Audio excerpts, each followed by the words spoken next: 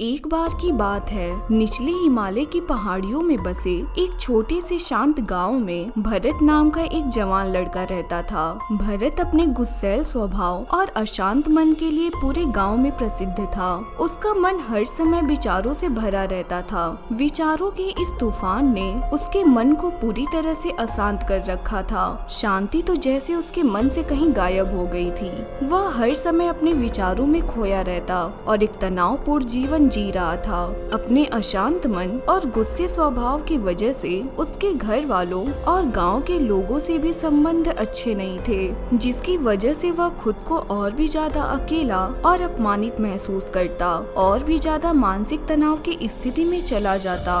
एक दिन की बात है, भरत अपने गांव के बाहर की गलियों में टहल रहा था कि तभी उसका सामना एक बूढ़े बौद्ध भिक्षु से हुई, जो कि एक पेड़ के नीचे ध्यान की अवस्था में बैठे हुए थे। बौद्ध भिक्षु के चेहरे से एक निर्मल शांति की आभा झलक रही थी। इस असीम शांति ने भरत को बौद्ध भिक्षु की तरफ आकर्षित किया। जब भरत बौद्ध भिक्षु के निकट पहुंचा तो उसने उनके चारों तरफ एक सकारात्मक ऊर्जा का अनुभव किया। भरत को यह महसूस हुआ कि अद्भुत शांति और असीम सकारात्मक ऊर्जा का स्रोत कहीं न कहीं बौद्ध भिक्षु के भीतर ही है। इसलिए वह वहीं बैठकर बौद्ध भिक्षु के आँख खुलने का इंतजार करने लगा। थोड़ी देर बाद जब बौद्ध भिक्षु ने अपनी आंखें खोली तो उन्होंने अपने सामने एक जवान लड़के को बैठा हुआ पाया, जो कि काफी तनावग्रस्त और नकारात्मक भावनाओं से भरा हुआ लग रहा था। भरत ने बौद्ध भिक्षु की तरफ लालसा भरी नजरों से देखा और बड़े सम्मान पूर्वक कहा, मुनिवर, मेरा मन बहुत अशांत है। मेरे मन के विचार मुझे खाए जा रहे हैं। मैं एक क्षण के लिए भी शांति का अनुभव नहीं कर पा रहा हूँ। क्या आप मुझे सिखा सकते हैं कि मैं अपने इस अशांत मन को शांत कैसे कर सकता हूँ? बौद्ध भिक्षु ने भरत के दर्द को समझते हुए उसकी ओर दया भरी नजरों से देखा और कहा, मेरे प्यारे बच्चे, मैं तुम्हें एक कहानी सुनाना चाहता हूँ। इस कहानी में मानसिक शांति और खुशहाली के रहस्य छिपे हुए हैं। क्या तुम इस कहानी को सुनना चाहोगे? भरत ने हाँ में अपना सिर हिला दिया और पूरी एकाग्रता के साथ कहानी सुनने को तैयार हो गया। उसके अंदर की उत्सुकता अब अपने चरम पर थी। बौद्ध भिक्षु ने अब कहानी सुनाना शुरू किया। बहुत समय पहले की बात है, एक नगर में शक्ति नाम का एक आदमी रहता था। शक्ति बहुत ही महत्वाकांक्षी व्यक्ति था। उसे हर काम में लोगों से तारीफ चाहिए रहती थी। अगर उसे किसी काम में असफलता या लोगों से बुराई सुनने को मिलती तो वह गहरी चिंता और तनाव में चला जाता। उसका मानना था कि सफलता और भौतिक संपत्ति उसे मनचाहा सुख देगी, लेकिन वह जितना ही सफलता और तारीफ के पीछे भागता वह उतना ही मानसिक तनाव में डूबता जा रहा था। लेकिन एक दिन अचानक ही शक्ति का सामना उस समय के बहुत ही प्रसिद्ध एक बौद्ध भिक्षु से हुआ, जिनका नाम महाकौशल था। महाकौशल अपने हजारों शिष्यों को ध्यान साधना की शिक्षा दिया करते थे और वह खुद भी एक बहुत बड़े ध्यानी और आत्मज्ञानी व्यक्ति थे। महाकौशल की अद्भुत एकाग्रता और स्थिर शांत चित्त से प्रभावित होकर शक्ति ने उनसे अपने भटकते मन को शांत करने का तरीका जानना चाहा। शक्ति ने कहा, महंत, मैं हमेशा सफलता के पीछे भागता रहता हूँ और लगातार और अधिक पाने की कोशिश करता रहता हूँ, फिर भी मुझे कोई अस्थायी संतोष या आत्मसंतुष्टि नहीं मिलती।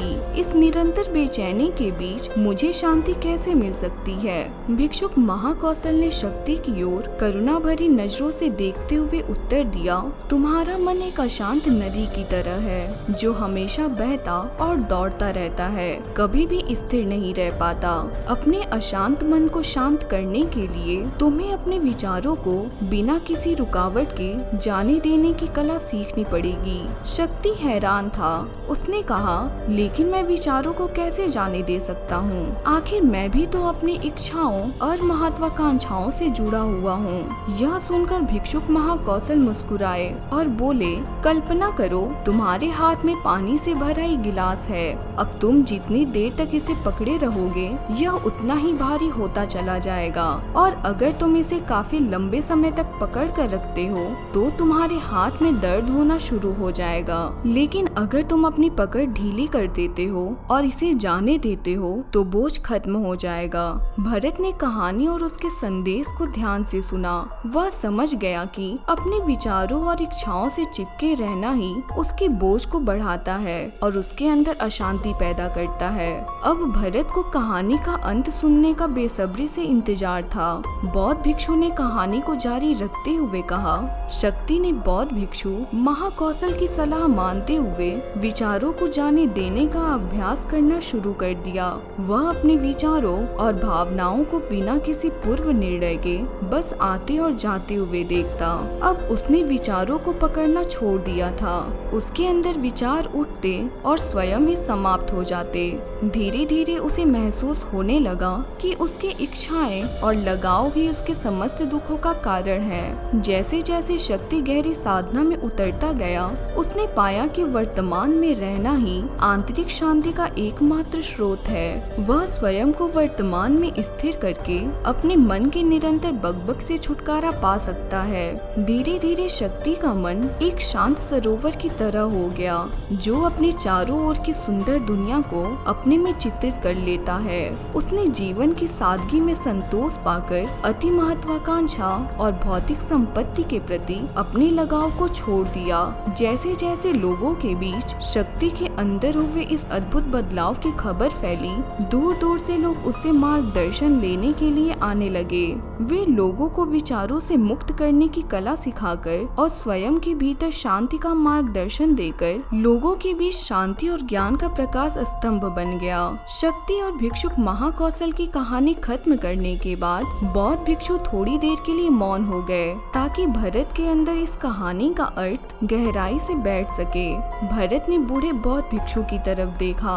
अब उसकी आंखों में एक नई समझ दिखाई पड़ रही थी। भरत ने धीमी आवाज में फिर एक प्रश्न किया, गुरुवर, मुझे इस कहानी में ज्ञान दिखाई पड़ा, लेकिन मैं इस कहानी की शिक्षा को अपने जीवन में कैसे लागू कर सकता हूँ? मैं अपने अशांत मन को कैसे शांत कर सकता हूँ? भरत के इस ईमानदारी भरे प्रश्न पर बौद्ध भिक्षु गर्मजोशी से मुस्कुराए और बोले, अशांत मन को शांत करने का अभ्यास आत्म जागरूकता से शुरू होता है। अपने अंदर उठने वाले विचारों को देखने के लिए हर दिन कुछ समय निकालो।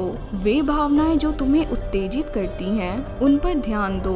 देखो कि वे कैसे आते हैं और आकाश में गुजरने वाले बादलों की तरह चले जाते हैं। भरत ने अपनी आंखें बंद कर ली और बौद्ध भिक्षु के बताए अनुसार अपने विचारों का अवलोकन करना शुरू कर दिया। जैसे उसने अपने अंदर उठने वाले विचारों की ओर ध्यान देना शुरू किया, उसे महसूस हुआ कि उसके भीतर चिंताओं, निर्णयों और इच्छाओं की निरंतर धारा बह रही है। केवल एहसास ने ही उसे एक अद्भुत शांति का एहसास करवाया।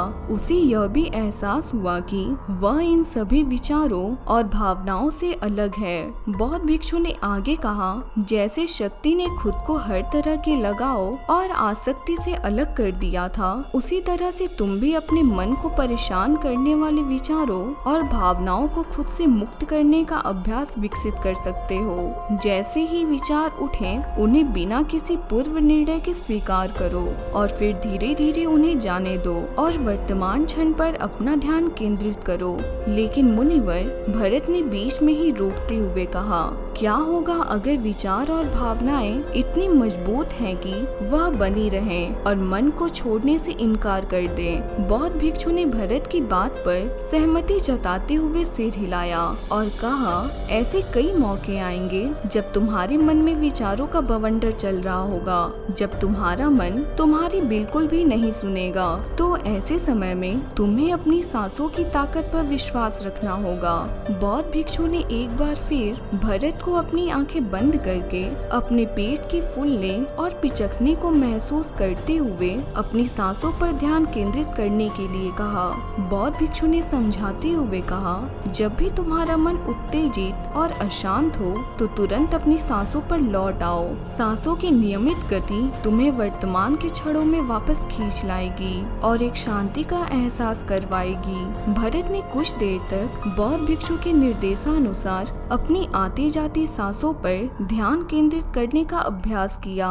इस छोटे से अभ्यास ने उसे अपने मन की शांति और स्थिरता का एक क्षणिक अनुभव कराया। उसे समझ आ गया कि यह सांसें तो हमेशा उसके साथ थीं, जो वर्तमान क्षण की निरंतर याद दिलाती हैं, सांत्वना और शांति प्रदान करती हैं। भरत की इस प्रगति को देख बौद्ध भिक्षु मुस्कुराए और बोले, मेरे प्यारे भरत, अशांत मन को शांत करना एक ऐसा अभ्यास है जिसके लिए धैर्य और मजबूत इच्छा शक्ति की जरूरत होती है। जैसे निरंतर व्यायाम से मांसपेशियां मजबूत होती हैं, वैसे ही नियमित अभ्यास से मन भी शांत होता है। भरत ने स्वीकृति में अपना सिर हिलाया और इस अनमोल मार्गदर्शन के लिए बौद्ध भिक्षु का धन्यवाद करते हुए उन्हें यह वचन दिया कि मैं आज से अपने मन को शांत करने, आसक्तियों को छोड़ने और अपने भीतर शांति पाने की इस यात्रा पर निकल पड़ूंगा।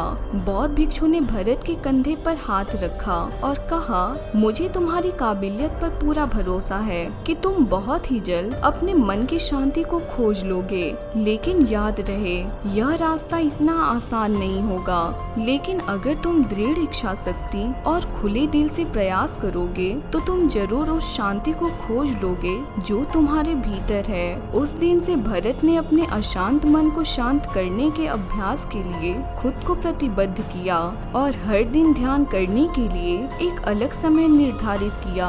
अपने मन में उठने वाले विचारों को बिना किसी रोक टोक के जाने दिया और अपनी श्वास के माध्यम से खुद को वर्तमान में रखने का प्रयास किया।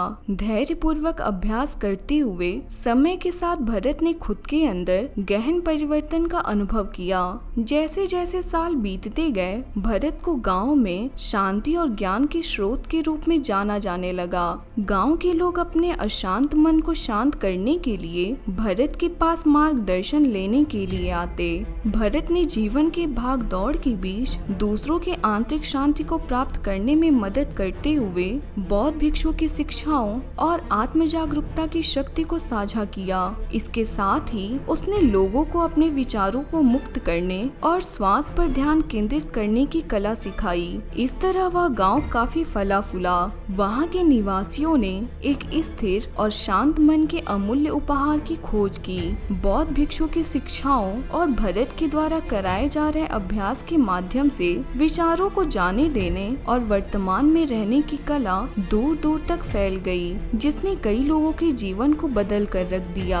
जैसे जैसे और समय बीता, अशांत मन को शांत करने की भरत की यात्रा का एक जोरदार प्रभाव उसके गांव की सीमाओं के बाहर भी फैला। पड़ोस के गांवों और शहरों के लोग जब भरत के इस जादुई बदलाव के बारे में सुनते तो वह उससे सलाह लेने उसके पास चले आते। भरत उन लोगों के लिए आशा की किरण बन चुका था जो अपने मन के बोझ तले खुद को दबा हुआ महसूस कर रहे थे। भरत की शिक्षाएं सिर्फ सामूहिक प्रवचनों और ध्यान तक ही सीमित नहीं था, बल्कि वह रोजमर्रा के कामों को जागरूकता के साथ करने में ज्यादा जोर देते थे। वे लोगों को याद दिलाते थे कि अपने विचारों और भावनाओं के प्रति जागरूक बनो। तुम दिन भर क्या बोलते हो, आसपास घटने वाली घटनाओं पर कैसी प्रतिक्रिया देते हो, इस पर ध्यान दो। हर एक काम को पूरी जागरूकता के साथ करो। जब भोजन करो तो हर एक निवाले के स्वाद का आनंद लो। जब सूरज की रोशनी में खड़े हो तो उसकी किरणों की गर्मी को महसूस करो। लोगों की बातों को पूरे ध्यान पूर्वक सुनो और समझो। ये सभी छोटे छोटे बदलावों ने लोगों के जीवन में चमत्कारिक परिवर्तन ला दिए। भरत की शिक्षाओं से लोगों ने जाना कि जीवन का आनंद और खुशी तो वर्तमान के पलों को जीने में है। बाकी दोस्तों, हमारी आज के इस वीडियो में बस इतना ही। आपके बहुमूल्य समय के लिए बहुत बहुत धन्यवाद।